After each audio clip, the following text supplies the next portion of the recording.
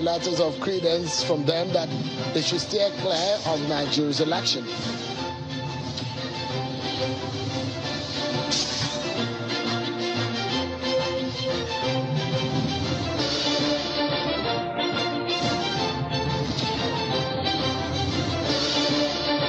And we take a closer look at the 2023 presidential race and some of the issues of the choice of next president. We speak with one of the presidential candidates and dissect the internal issues of some of the political parties tonight.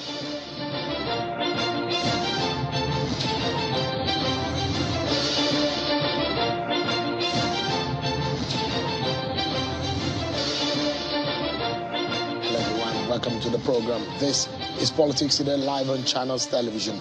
I'm Sean Kimbaloye in Abuja. Let's continue our countdown and getting ourselves prepared mentally and psychologically for the opportunity to elect Nigeria's next president. It's now 43 days before that day, the February 25th, 2023, when Nigerians will be able to elect a new leader. So get your PVC and make your vote count. Hashtag Nigeria Decide. Countdown with me, Nigerians, and let's continue to look forward to that good day. It came in the news early this morning. The man has missed his flight to London.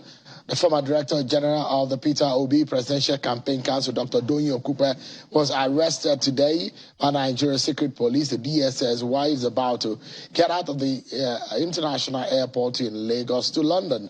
The DSS arrested Dr. Okupe at the Lagos airport, but hours later, the Labour Party chieftain said he had been released, describing his arrest as an error. The DSS claimed it arrested the former presidential aide on instruction of the Anti-Graft Agency, the Economy Financial Crimes Commission, the EFCC. The FCC said that the Department of State Services, the DSS, acted on a 2016 watch list request to arrest former presidential aide. The Anti-Graft Agency also said that it was in the process of formally lifting the watch list on Dr. Okupe before he was intercepted by the secret police. The commission, however, said it will expedite action and remove the Labour Party chieftain from its watch list. Okupe was the Director General of the campaign of the presidential candidate of the Labour Party, Peter Obi, but resigned last December after a court in Abuja found him guilty of money laundering charges, and he had paid off his fine and even attended the party's rallies this year before this airport incident earlier today. Well, so much to talk about. There are 18 political parties that we understand that have gone to INEC to say they have a candidate for the 25th of February race. But not all of them are finding things easy within their political parties. There are struggles here and there. The PDP have its own troubles. The APC has its own trouble. Even the ADC has its own trouble. What are these troubles? Tonight we'll focus on some of these issues. Then also we'll delve into the internal crisis of the PDP, and we'll look at the presidential election, the choice of the next leader of Nigeria. But before we get into all of that tonight, let's check out some of your political roundup stories.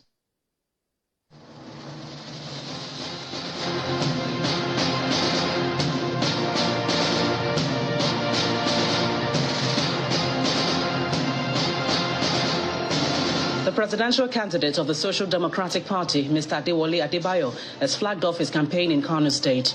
Mr. Adebayo and his vice presidential candidate, Mr. Yusuf Buhari, and party supporters visited the Emir of Kano before he commenced a door-to-door campaign in various communities. The governorship candidate of the All Progressives Congress in Kaduna State, Senator Uba Sani, has promised that his administration will focus on skills acquisition for the youths and women, as well as improving the standard of education and agriculture in the state if elected governor. Addressing Southern Kaduna stakeholders in Kafanchan, Jama local government area during a town hall meeting, the APC governorship candidate also promises to complete all ongoing projects being executed by the current administration, as well as initiating new ones that will benefit the entire people of Kaduna State. We believe our farmers are very important, and agriculture is one of the most important areas we need to concentrate. The Benue State Governor, Mr. Samuel Otom, has cautioned the Independent National Electoral Commission against the postponement of the 2023 general election on the excuse of insecurity, noting that Nigerians are in a hurry to elect new leaders that will bring on board solutions to the many challenges confronting the country. Mr. Otom, who made the call during a courtesy visit to the resident electoral commissioner in charge of Benue State, Professor Samegu, said the January 15 deadline for the collection of PVC could be extended to allow more people to pick their PVCs. As long as you keep to your rules of engagement, we are going to cooperate with you. We are ready for elections. The immediate past governor of Bayelsa State, Senator Sirake Dixon, has called on the political class in the state to shun rumor-mongering and work to ensure the victory of the People's Democratic Party in the state. He made this known when Governor Duye Diri flagged off the state chapter of the People's Democratic Party campaigns for the 2023 elections in Bayelsa West Senatorial District. Anybody who is honest and rational will know that at a level you become a father to all. The Independent National Electoral Commission in Ekiti State is increasing efforts to ensure collection of voter cards by registrants in the state. The electoral umpire is worried that more than 200,000 voter cards are still in its custody, a development that has prompted street campaigns and awareness by the commission. The spokesperson of the Coalition of United Political Parties, Mr. Ikenga Ugochinyere Imo, is calling on the federal government to release the leader of the proscribed indigenous people of Biafra, IPOB, Nnamdi Kanu, from the DSS detention as a matter of urgency. Speaking at a press conference held at his country home in Imokego community, Akoka, Ideato North local government area of Imo State, Ugo Chinyere Imo said the appeal is coming after an attention drawn by Nnamdi Kanu's lawyers, disclosing that his health is failing and needs urgent medical attention. The All Progressives Congress in Zamfara State has condemned the attack and vandalization of its campaign properties by some suspected political thugs. The party is accusing the main opposition party, the PDP, of using political thugs to set ablaze a campaign vehicle and other vehicles belonging to APC during a rally of its governorship candidate, Dauda Lawal, recently. The PDP thugs had perpetrated such twice before now, so enough is enough.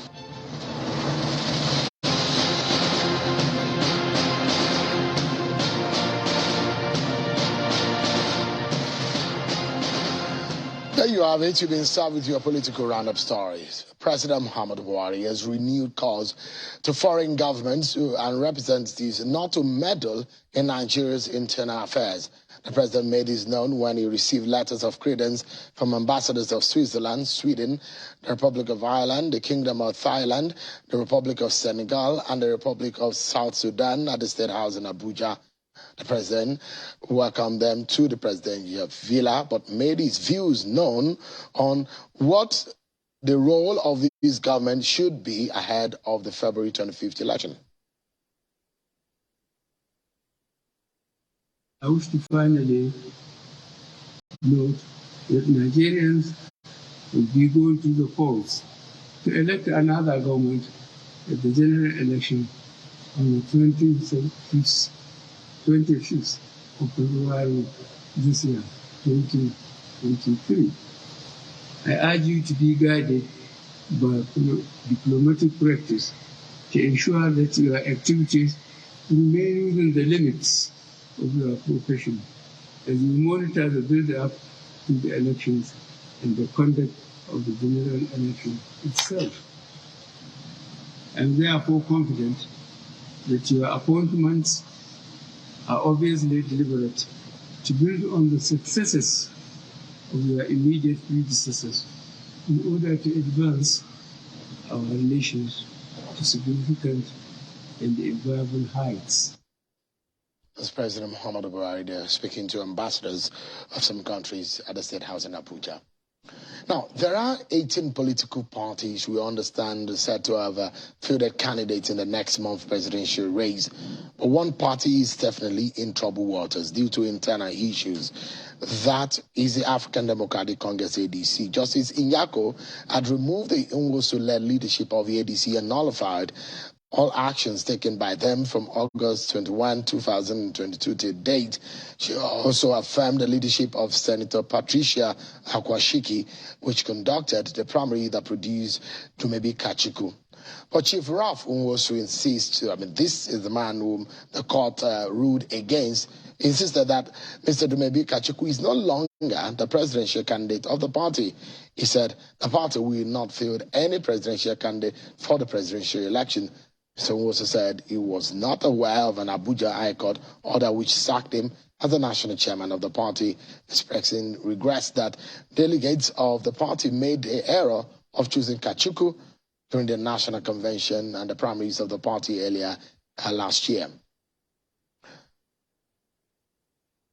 Tonight, let's speak with the man in question here, the man whom Mr. Ralph Nwosu is speaking about, and is the presidential candidate of the ADC, Mr. Dumebi Kachuku. Thank you so much indeed for coming in tonight. Thanks for having me.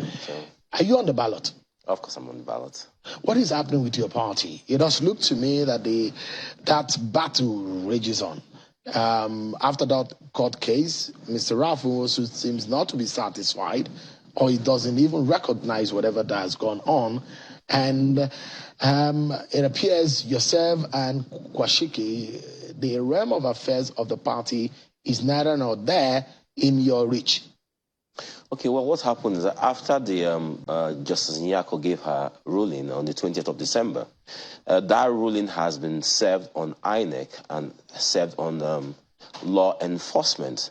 But what we notice and what has been in plain sight all this month is that the INEC chairman seems to be in cahoots with Ralph Nwosu, because once the order was served on him, he has had several meetings with Nwosu, which seems to suggest that he's disobeying the court order. So this is an INEC chairman that speaks about credible elections, but his actions are not credible where it concerns my party. So let's clear it one after the other. Yeah. You say you've laid two claims now. You said that the INEC chairman is meeting with Mr. Nwosu. Are you privy to that? Yeah, no, he had a meeting. These are meetings that with political parties. With political parties. Nwosu was there. Two meetings now. The INEC chairman has had. INEC is still recognizing Ralph Nwosu, isn't it? If Nwosu is in a meeting with the INEC chairman, it seems to suggest with the commission. Yes, correct. So because you make it look like there is a personal or private meeting with Mr. Ralph Nwosu. The chairman of the commission is the figurehead of the commission, and when he has a meeting with party chairman and he brings in someone who is no longer the chairman of the party, someone at a court, a competent court of law has ruled that this man is no longer the chairman, and all actions taken by this man since August 31st are null and void. And when INEC chairman is having a meeting with this man, what does it suggest? It's, first of all, he's in contempt of court, and he's saying to the whole world, I don't care what the judge has said. So we're going to go back to the court and ask the judge to look at the actions of the INEC chairman. Are you aware that there may be an action to appeal that High Court ruling, and perhaps there is a stay on that? There's no stay, and the notice of appeal, as the courts have ruled, does not stay a ruling. But there is a notice of appeal. There's a notice of appeal. Well, that's not a stay on a ruling until a competent court of law gives a stay on a ruling stays valid. But there is also a procedural policy in the court. When there is an hearing or when an appeal has been entered, it effectively tells about the substantive judgment, isn't it? Yes. So has there been an appeal filed? An appeal, there's a notice of appeal. That's all we have so far. And you are privy whether or not the appeal has been validly filed. You are exactly, not privy to yes. So what we have is a notice of appeal. So now let me ask you another question, and which is the fact that you have laid claim and allegation against the INEC and the INEC chairman. Are you aware or not that INEC may not be privy to the judgment, or INEC may not have been served? INEC been served? INEC has been served. We have it on good authority. INEC was served. INEC endorsed their copy. They received it, and we know that they have been served. So what INEC is doing essentially is trying to maneuver this process. Unfortunately, and if you know what has happened within our party, INEC is the custodian of the constitution of all parties. The same INEC happened to know that the tenure of this man who has been there for 17 years lapsed at the end of August. INEC, knowing this, still continue to deal with this man, therefore jeopardizing the ambitions of all candidates in our party. The judge has now ruled that all actions taken by Nwosu and his cohorts are null and void. INEC, knowing this, is now still allowing the same Nwosu and his people continue to upload agent codes as we speak. Now, this is a party that they have said very, very clearly, Nwosu and his people, that they intend on aligning with other parties. What does that say? That INEC supports something that is disreputable. Nigeria is one of the only countries where you have an electoral umpire that you are watching candidates in different parties fly the flags of other parties. It says a lot about the credibility of our process and the kind of process we run. But under this INEC chairman, it seems to have gotten worse. You are still on the ballot. Yes, I am. As far as the INEC. Of course, correct, yes. But the only thing that you don't have working in your favor is that you do not have a leadership that is in your favor. Kwashiki, who is supposed to be on your side, is not recognized by INEC. Doesn't that speak volume? So, the court has the final say, and the court has ruled. What INEC is doing right now is going against a valid court order. We've gone back to court now to ask the judge to look at the fact that INEC is in contempt of court. INEC has disobeyed a valid court order. That's what we're doing. Because what this is doing to the candidates in our party is that it's jeopardizing all our efforts. Because as long as people who intend on trading our mandates are still in touch with INEC on a daily basis. So are you alleging? I am. Say it clearly. I am saying categorically, we are watching them. We will see very soon. You'll see what will happen. We've seen it in time past in previous elections. What they will do is to come and say they are in an alliance with another party. And I'm warning all parties, especially the APC and PDP, that any of them who dares to enter an alliance with Nwosu's faction of the ADC, they will see the candidates within my party will make them our business. Will make them the focus of our campaigns. Our mandates will not be traded. So we're watching them. And I say to anybody who is giving money to them, who is in alliance with them, who is in talks with them, stay clear of the ADC. ADC is not for sale. You're making allegations. I am making strong and categorical statements. That money is exchanging hands without evidence. You're mentioning the name of Ralph Nwosu. What I'm saying, you need to be able to. This libelous. You need to be able to. You have evidence my dear Shehu, to that effect. My dear Shehu, I'll repeat this again. When someone who claims and who says he's been the chairman of a party for 17 years is speaking about forging or entering an alliance with other parties, it speaks volume as to intent.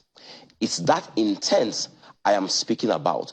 We're in an electoral season where we see people, voters are being lured to rallies and being paid to attend rallies. Now you again speak to, I'm making serious allegations. This is Nigeria. We know what is happening. But you don't have evidence that the man in question, the man you are making allegations against, actually collected money from anyone. I have not said he has. I'm saying that. Anyone giving them money. I said that anyone who intends to enter an alliance, a commercial alliance, and I'm warning them that if they do that, will make them our focus. Let me ADC. Why do you think that Mr. Ralph Nwosu had said categorically, and it's part of my introduction, that the party does not intend to field any candidate, and that your emergence was an error?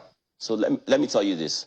I was validly elected by a convention that had over 2,000 delegates. So Nwosu is talking absolute rubbish there. All Nwosu wants to do, and all Nwosu has done in his career as chairman of the party, is to enter alliance before the elections. And I'm saying that my election will not be one of those elections. I will not be one of those candidates who he trades off.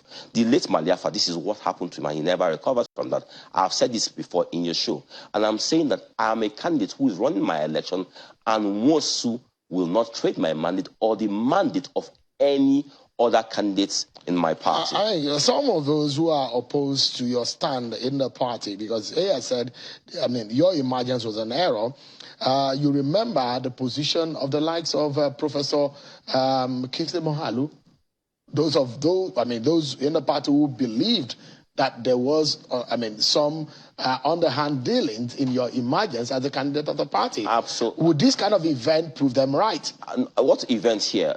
I will remind you that there was an almost 300 gap between I and Moghalu. There was no contest there, so I won't even speak to that. There was no contest there. 300 difference between I and Moghalu.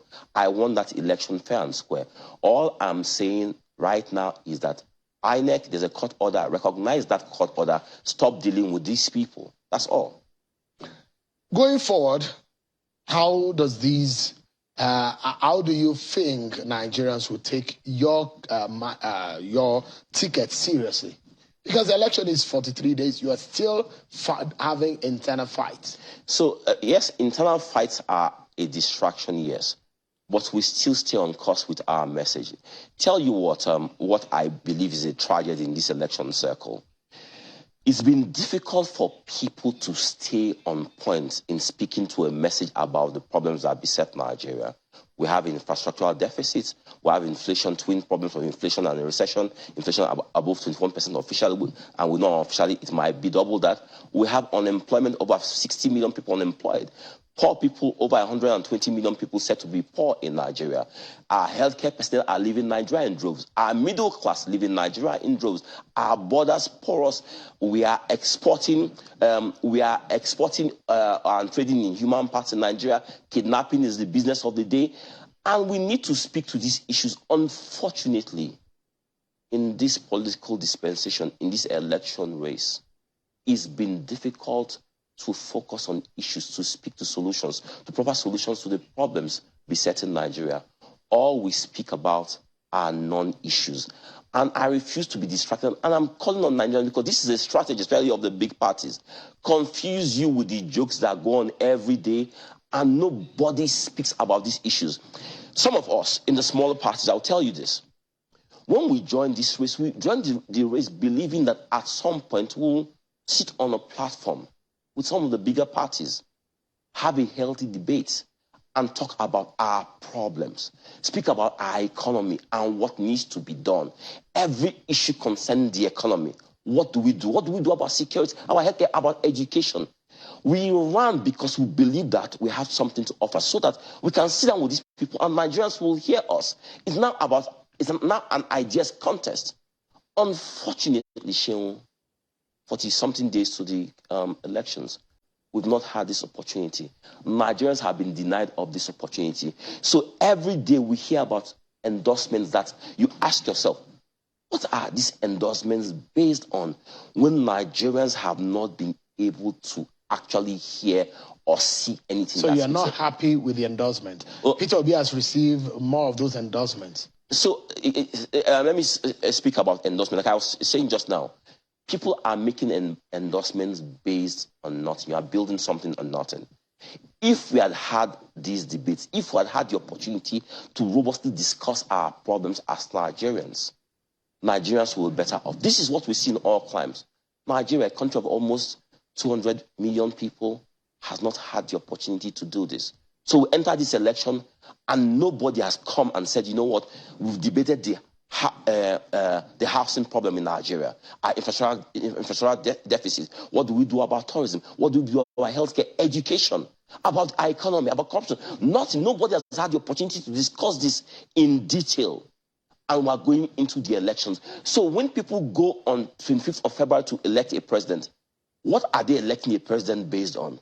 When they have not heard anyone speak critically to all the issues that beset us. So that's why your entering into the race was not to win it, was just to have an opportunity to debate. Absolutely not. My entry into the race was to show Nigerians that in the midst of those who are out there, that I have something that is going to rescue Nigeria at this point. You feel disappointed? I am. So the issue at this point is that you get the feeling that you are running a race against a major system.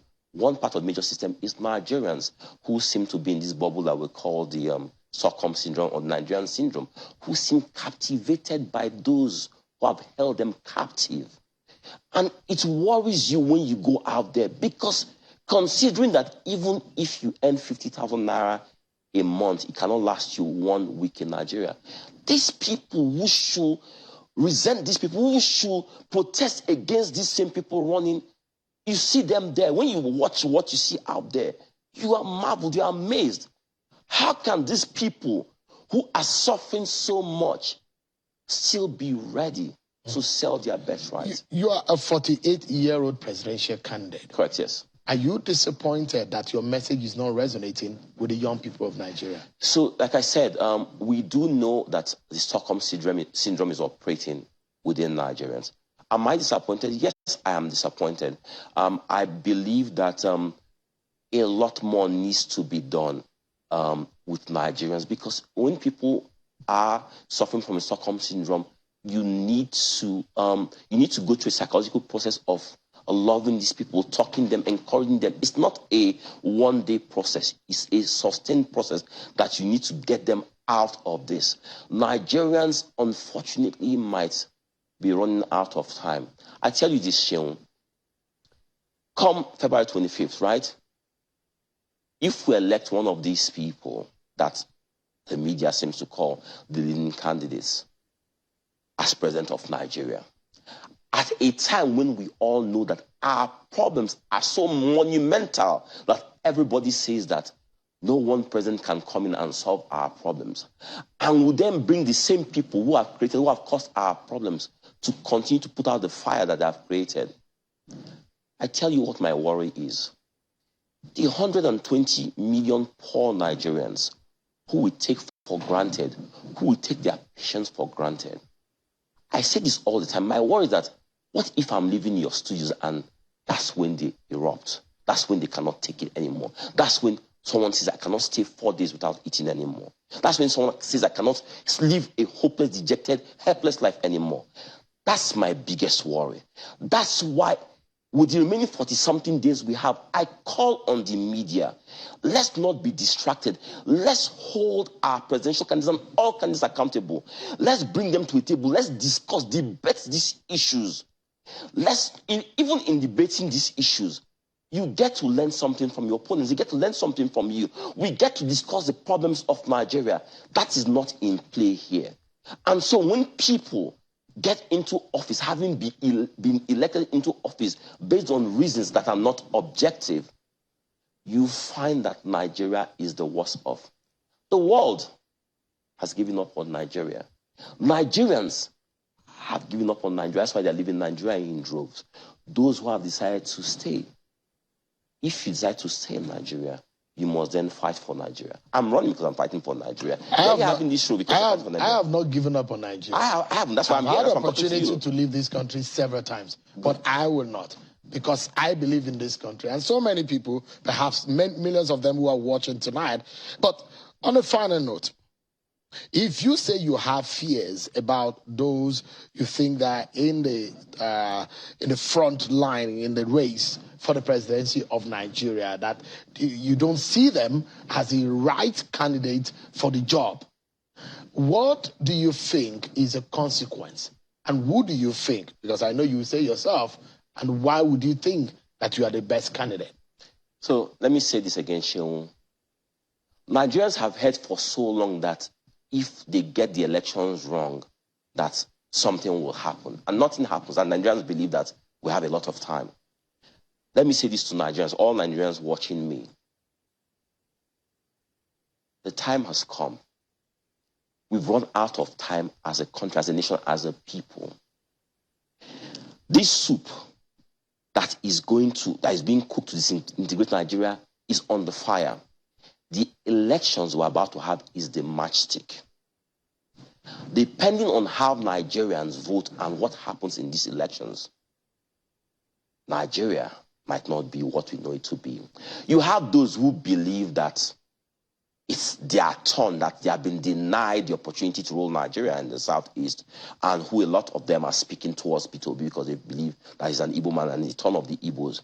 You have an Asiwaju who says it's my turn because I have sponsored other people and it's my turn, irrespective of the fact that my cognitive abilities have so declined that I'm not able to perform in the office.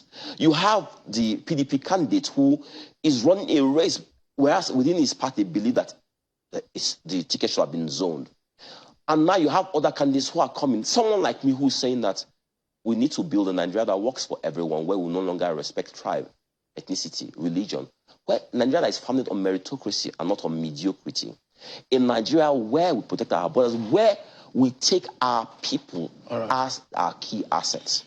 If Nigerians are not voting for you, who would you say they should vote for? And the other guys that are on the ballot? If they're not voting for me, who should they vote for? Tell you what, I don't see anyone. But yourself? I don't see anyone amongst the people you're probably referring to. You're talking about, are you talking about 18 of you? 18 of us. So if they're not voting for you, for example, who would you suggest that they vote for? Let me say this very clearly. Nigerians must vote in a direction that is different from what they have done before. You see something, Shehu? If you take the trio of Asiwaju, Atiku, and Peter Obi, what they have in common is that they have all held office in Nigeria that is seen to be a failed nation. Nigerians must take a chance on trying something new. It can never be this bad. What we have experienced in the last 8 years, it can never be this bad. But if we go with these people, we're continuing on this trajectory. Dumebi Kachukwu, the presidential candidate of the ADC, thank you so much indeed for coming on today. Thanks for having me, Shehu. We'll take a break, everyone. And when we return, our attention will be on the People's Democratic Party. The presidential candidate is in the United Kingdom, perhaps maybe planning to make his way back to the country. Now, Sam Ohamboa, one of the presidential aspirants of the PDP in the presidential primary, will be joining me next on the program. We'll be looking at the internal issues in the PDP. Is the party still in the top running for the 2023 presidential race? Stay with me, everyone. We'll be right back.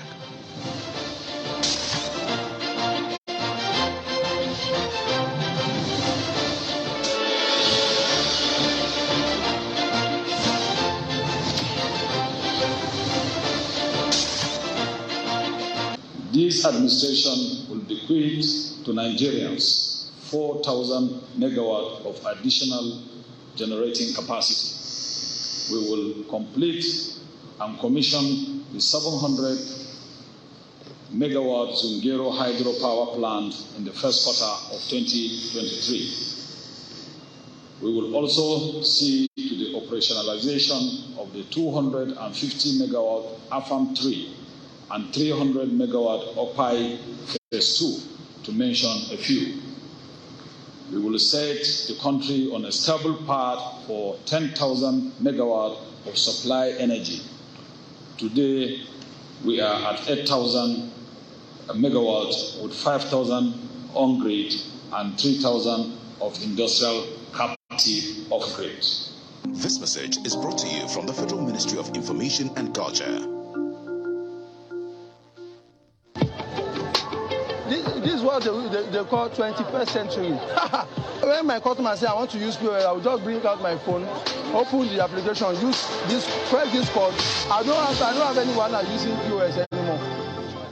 It's not just any door. It's new Watson doors, made from nature's finest and refined elements. A door that opens up to the beauty of your home and office space. Elegance, luxury, and class. New Watson Doors Industries Limited. My name is Austin Azoko Kocha, but you all call me JJ. That's because I was so unstoppable, they named me twice. During my days as a professional footballer, I played as an attacking midfielder. When I was a kid growing up in the cold city of Enugu, I had just one dream, and that was to be an unstoppable professional footballer with titles and records to my name. Yes, I went ahead to win titles in Europe and Africa during my playing days. Those days, there were times when it was difficult for me to perform due to injuries or when it seemed that I was out of form. But you know what? I never stayed down. I remained unstoppable. In fact, I always came back better, dribbling in an unstoppable way, assisting goals and scoring goals. No one could stop me, not even malaria, when mosquito bites. Now you too can be unstoppable if you use Lonart against malaria. Lonart, a combination of Artemether and lumefantrine. Lonart, be unstoppable. When we assumed office, we were in the old secretariat, and that our office was an eyesore. I took the bold step to inspect the abandoned building that is now housing the Ministry of Women Affairs.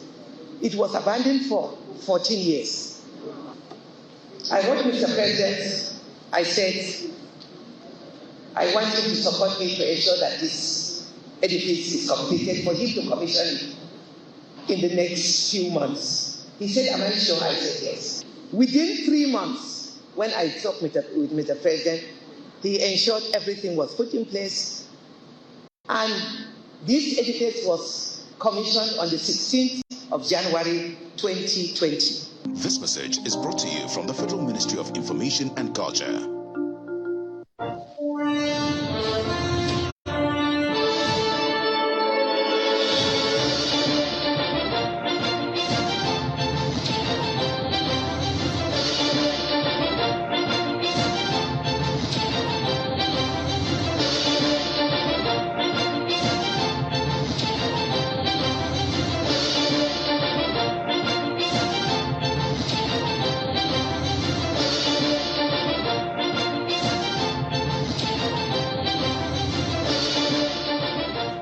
Thank you so much, everyone, for staying with us right here on the program.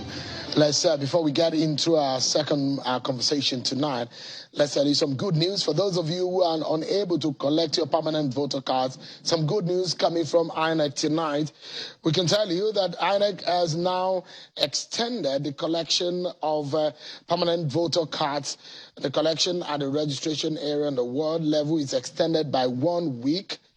From Monday 16 to Sunday the 22nd January 2023, and collection at local government level will resume on Monday the 23rd to Sunday 29th January 2023. The breaking news coming right here on Channels Television. INEC has extended the collection of permanent voter cards. Collection at the registration area and ward level is extended by 1 week, which will be happen from the 16th Monday to the 22nd Sunday, January 2023. And collection at the local government level will resume on the 23rd Monday to Sunday, 29th January 2023. The commission is saying that in some states, as many as 100,000 PVCs were collected in the very last 5 days since the evolution of ward level. So they've seen a reason why the extension is necessary. So those of you who have not been able to collect, this is an opportunity to get that done. The presidential candidate of the PDP, the People's Democratic Party, Alhaji Atiku Abubakar, has been in the UK with some members of his team, and they've been having several meetings with heads of governments and some representatives of the government in Britain. And some of the meetings include the discussion on the ideas that the PDP candidate has should he win the presidency in solving issues relating to the economy, security, and the unity of Nigeria. Also, Mr. Atiku Abubakar had a meeting with the Archbishop of Canterbury, Justin Welby. But in the midst of all of these meetings, at the conversation, criticism coming from the APC, alleging that the PDP candidate is not well, that in fact he is in the UK for treatment, and that the fact that he is corrupt. These are the allegations coming from the PDP. In fact, the presidential candidate of the APC said something. It might not be mentioning names, but it made inference. Let me allow you to listen to him. All right, I'll get to you that soundbite in just a moment. But let's talk about the internal issues of the People's Democratic Party, the 2023 presidential race, and the choice before you Nigerians, because you are the one that will be making that choice. I'm being joined by Dr. Sam Ohamboa. He was in the race for that ticket and is a chieftain of the PDP. Thank you so much indeed for coming tonight. It's good to see you. And Happy New Year. My pleasure. Same to you. I hope it's not too late to say Happy New Year. No, it's never late. It's the 12th day of the year. Why the New Year? So as long as you are in the New Year, it's Happy New Year. Absolutely. And we have all things to thank God for too. That's good it. Health and That's the fact that we are part of this critical moment in our country. The question is, can your party provide a solution? This is the time to be alive in Nigeria, truly. If people wanted to die, I encourage them to be alive, because what is about to happen, it's something we've prayed for. And those of us who are Christians and Muslims have fasted for. You know, God answers prayers, and he does it in his own way. I think PDP is perhaps the most equipped party to offer what Nigerians are looking for at this time because of the experience. You know, they say experience is the best teacher. When people go through certain circumstances, they are better educated to be able to do better than they thought. So PDP has experience, having governed, today governs in several states, hasn't governed the federal government for 16 years, and been in opposition for 8 years.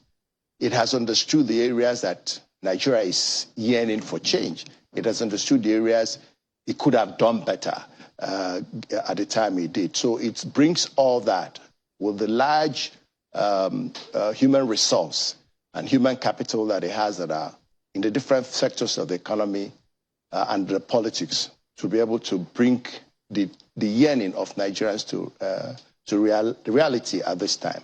So I think the party is set and equipped to be able to meet the needs and the cries of our people.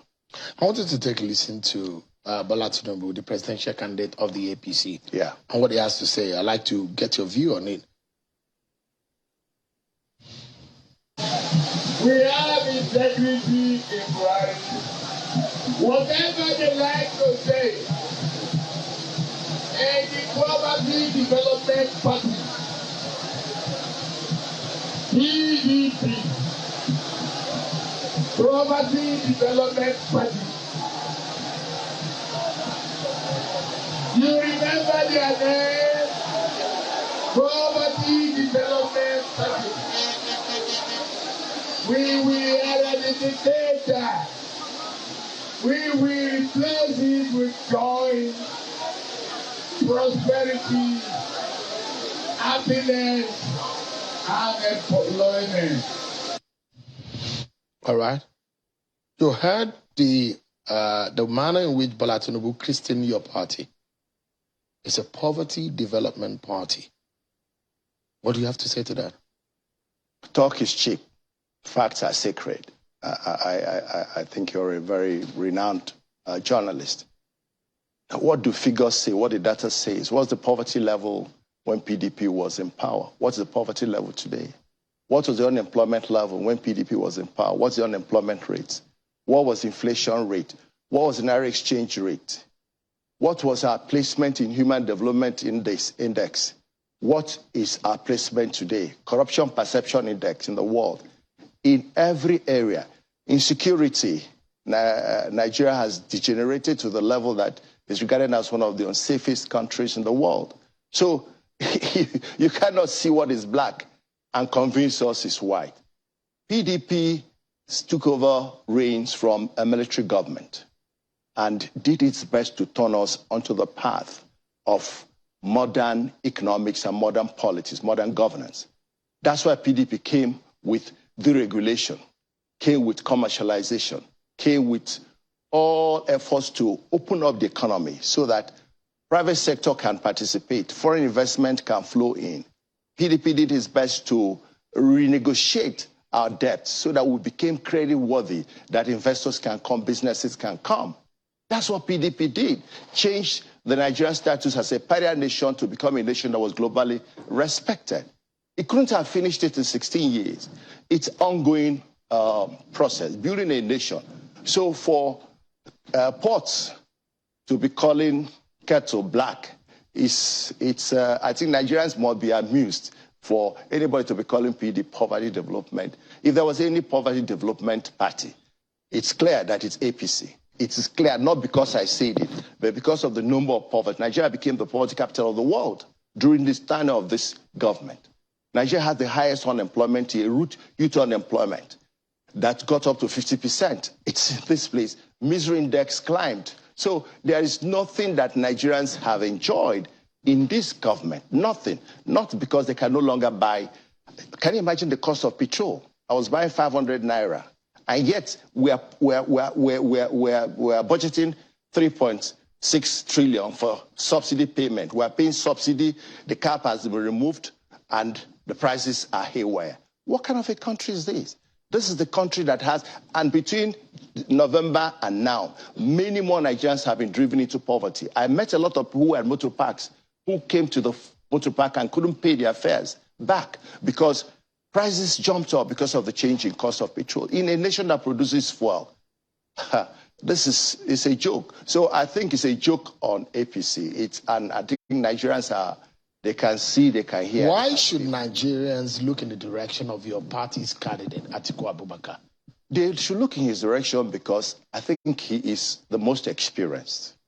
And trust me, my friend, Shehu, experience counts in governance. He is going to come to power if he's elected by Nigerians and if he hit the ground.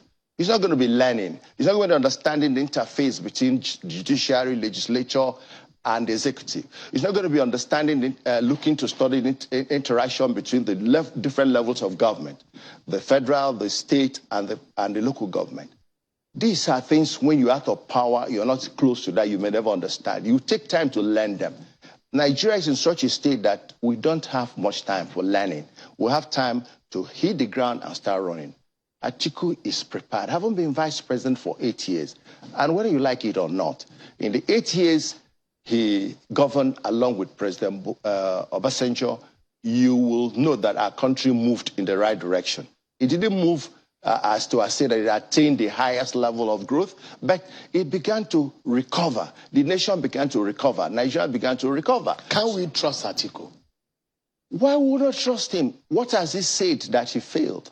In which area? Is it in trust, in trying to... And the reason why I asked that question is because at this point in time, would you blame Nigerians who are somewhat pessimistic about how the system works? Would you blame Nigerians who do not believe anything the politicians say, considering what they say and what Nigerians get? Anyways, Nigerians, the average Nigerians, are the one on the receiving end. Sure. So there is that tendency that they have this pessimistic psychological attitude towards politicians and whatever they say. And that's why I ask you that they have 18 people as a choice presented before them. The likes of Dr. Obi Ezekwesili, in 2019, I remember speaking with him on the program, he described the candidature of Atiku and Buhari as the same. He said the APC and the PDP, they are Siamese twins. In fact, the name he gave the both parties, he said, Nigerians are running against one party, which is the APC and the PDP. In fact, he called them Butiku, Buhari and Atiku. He said they were the same. Now, this is an Atiku coming back in 2023. And that's why I'm asking the question, why should Nigerians trust the man you're describing tonight? You see that there are things. First is that I have talked about experience, track record. If you check the work that was given to Atiku to do as vice president, along with running the government, you will see that Atiku discharged himself creditably. Every insinuation otherwise have been proven false. Secondly, Atiku has learned his lessons much more than anybody else. So he has experience on his side. Thirdly, Atiku is currently building up a team of versatile Nigerians in the different sectors of the economy. Today, I'm the campaign advisor, technical campaign advisor on private sector, because he knows that I was chairman of the Nigeria Economic Summit Group. I was president of NECA, chairman of MAN. So he wants to, because he has a desire to use the private sector as a springboard to increase productivity and investment in our country. And so he's bringing a couple of people right now into his team that will help him focus on those areas that will create employment, create productivity. Since you are acting in that capacity for Atiku, what kind of economy is he planning to build? Should he become president? He's building an economy that will be private sector led. A capitalist economy? private sector led that will lead in economic ties. Economic ties. A capitalist. Yeah, but it's a capitalist It's economy. capitalist. And so what is the import of that? That economy that is more of those who want to benefit and profit out of the general situation of the people rather than the benefit. No, that is a capitalist economy. Is an economy that allows every individual who has desire to create wealth to do so. That's all, without undue interference by states. That's what the capitalists... I mean, some of the disadvantages in countries that have operated is that sometimes it's at the detriment of the average person. Yeah, that is where, therefore, there is need to protect some provisions, to protect the poor, to protect those who are unable to compete. But the critical thing in capitalism is that it allows individual development. The fulfillment market of dreams push for his own prices. No, but the question is, are we at that point where Nigeria can afford such of that? I mean, if you look at all of the indices, people, we need some kind of welfareist tendency. Welfareist tendency comes from to give succor to Nigerians. A lot of them who cannot pay school fees. A lot of them who cannot even feed. A lot of them that cannot even transport themselves. I mean, this is a dire situation. And the question is, the critics of Atiku Abubakar said, this is the man who is planning to turn this economy into a capitalist-oriented economy. And they've criticized the PDP government in the past few years of creating a rent economy such that it is just for the few to benefit. And when he said he was going to sell it to his friends at the time, so those critics were the right to have criticized Atiku to say, well, it's just going to be government for the few friends of government. Sheung, I think people always try to turn things to suit the argument. Today we're complaining that refineries are not working. And if you know the amount of money that have invested in refineries, yet we're importing fuel. Would you not have preferred that those refineries were sold? In fact, they were sold. There was one was sold to Dangote, more or less. He was returned. Now, Dangote had built a refinery. That is capitalism. And the whole country is now hoping on Dangote's refinery. And whereas if the state, which is either socialism or other forms where there's a high level of government intervention in managing the business or the economy, that's what we see with littered businesses all over, with even what we're seeing are fuel problems in the country. So the issue is that it is capitalists that create wealth. But when you create the wealth, you distribute it in a manner. That's why you tax those who create the wealth and use the tax revenue to take care of those who are unable to take care of the wealth. Socialism will not yield that. Let's anchor on this. I asked you the last time you were on the program, why is it difficult to resolve the crisis in your party? And I'm going to ask you the same question because nothing has changed. And it does look to me, from where I'm sitting right now, that if you have not resolved the issue, 5 states where these G5 governors are heading may be slipping out of the hands of the PDP. Isn't that dire for your party? And it's 43 days to the election. Well, I want to assure you 2 things. First is that the party is doing everything. You know, it's a democratic party. This is what distinguishes PDP, and that's why I belong to it. PDP is not owned by anybody. It is the most democratic, and the ownership is diverse. That's why it's not a personal property. And that is the only in PDP that you can have governors state their issues and decide that this is what they want done. And they are negotiating to get things done the way they want it. You probably won't find this in parties that are not democratic. So our party is doing its best to ensure that this, what you call internal issues are resolved. So the party is traveling on 2 tracks. Resolve this, while at the same time running with its campaign, hoping that at the end of the day, the fast-track campaign and the solution of this will bring a higher acceptance of Nigerian voters. Dr. Samuel Habua, a pharmacist, a turned politician. Thank you so much indeed for your time tonight. Thank you. Appreciate it. It's a pleasure calling me. Well, the breaking news we're following for you right here on Channels Television. INEC has increased or extended The window for the collection of permanent voter cards, collection at the registration area ward level, is extended by 1 week from Monday, the 16th to Sunday, the 22nd January 2023, and collection at the local government level will resume on Monday, 23rd to Sunday, 29th January 2023. You get the latest on that at the top of the hour right here on Channels Television. That's how we close the program, everyone. Many thanks for watching. I'm Sean Kimale. I'll see you tomorrow at 7 p.m. God bless Nigeria.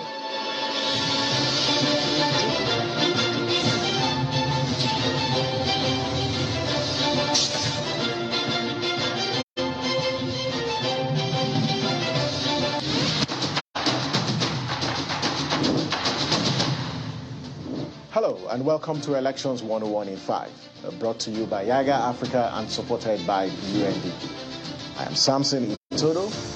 Today's topic centers on key INEC staff and their duties on election day. How much do we know about these personnel? We asked on the streets, and these are the responses we got. A presiding officer has so many roles to play during an election. Okay, first of all, I don't know that one. We have the INEC commissioner as stipulated for states, and we have the INEC officials who go down to the polling booths of within the local government. So there are different categories of election officials on election day that perform different roles. Now, let's look at some of them as well as the roles that they perform. So one, we have the presiding officer. This individual is in charge of all the activities at the polling unit on election day. This includes the polling, sorting, counting of votes, as well as the announcement of results. He or she, and that's the presiding officer, issues the ballot paper to voters and ensures that voters deposit the thumb-printed ballot paper into the appropriate ballot box. Now, the assistant presiding officer 2, the APO 2, among other things, confirms that the voters' details on the PVC are contained in the voters' register and then ticks the appropriate box by the voter's name before the voter proceeds to vote. Now, he or she is also responsible for applying the indelible ink on the thumb of the voter, indicating that individual has voted. Now, as Assistant Presiding Officer 3 is the queue controller. They ensure that the queues are in an orderly manner and, where necessary, arrange separate queues for men and women, or in cases where there are aged or elderly voters and persons living with disability. And then you have the supervisory presiding officer, who supervises the conduct of election in a cluster of polling units or at the ward, because the ward level requires a level of supervision. And so the supervisory presiding officers supervise the conduct of elections at the ward level. And then there's the resident electoral commissioner. The resident electoral commissioner, otherwise known as the REC, is responsible for the conduct and supervision of the elections in the states as well as in the Federal Capital Territory. The REC takes delivery of all sensitive and non-sensitive materials from INEC headquarters or from any other location and distributes them to the electoral officers in the state. They also supervise the recruitment and training of staff for elections. Next is the returning officer, who collates and announces the score of the candidates. He also declares the winner in an election in a particular constituency or for the state or governorship or presidential election. And then we have the collation officers. Collation officers are responsible for tabulating and summing up the scores of each political party and candidate during an election. There are collation officers for each level of results collation. So these are the officials of INEC that are responsible for the conduct of elections, and it's important to know this functions and also these individuals. And that's Elections 101 in 5. And now you know the key INEC staff and their duties on election day. It's important to keep an eye on how they perform these functions on election day. If you have any questions or topics you want us to treat, please feel free to reach out to us. We're here for you any day, anytime, using the handles and the addresses displayed on your screen. You can also watch this episode and previous episode on our YouTube channel, Viaga Africa TV. Thank you for watching. I am Samson Itodo, and remember, your vote can make a significant difference in the 2023 election. So please vote wisely. See you next time, and bye for now.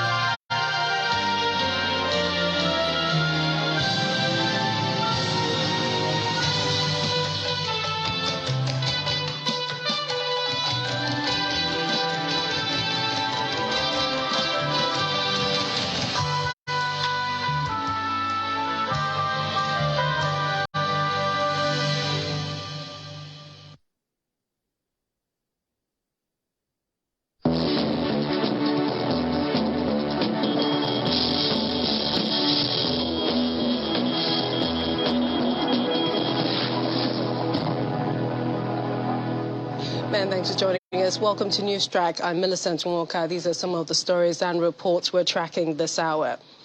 The Independent National Electoral Commission, INEC, has extended the time frame for the collection of the permanent voter cards, PVCs, from January 22nd to January 29th. The Commission explains this is premised by encouraging turnout of registered voters and the surge in the number of collected PVCs across the country. A statement by the National Commissioner in charge of voter education, Mr. Festus Okoye, says the decision was made at its regular meeting, which held today to review preparations ahead of the elections. It adds that the collection of PVCs at ward level has now moved from 16th to 22nd January, while the collection at local government level will resume on the 23rd and end on the 29th of January 2023 from 9 a.m. to 3 p.m. every day, including Saturdays and Sundays. Well, saying with the elections, potential voters in the 2023 elections continue to troop out in their numbers to collect their permanent voter cards in various parts of the country. In Lagos and other parts, INEC staff are now at various registration centres to distribute the PVCs. While some Nigerians are of the view that there should be more information sharing, some others say the process is seamless. Our correspondent Dominic Iwiwu reports. In less than 2 months, the electorate will be heading to the polls at various units to choose their next leaders. The Independent National Electoral Commission says over 93 million Nigerians are registered to vote in the elections. In the Lagos metropolis, some residents give their assessments of the process for collection.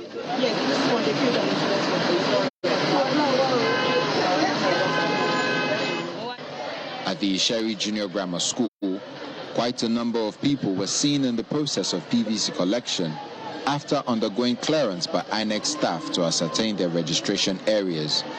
I feel that if you come at 8:30 as I came, I should be able to get number because they are supposed to start at 9 and they didn't come until 9:45. And at 8:30 they said the number, they collect only 300 numbers and I was late at 8:30.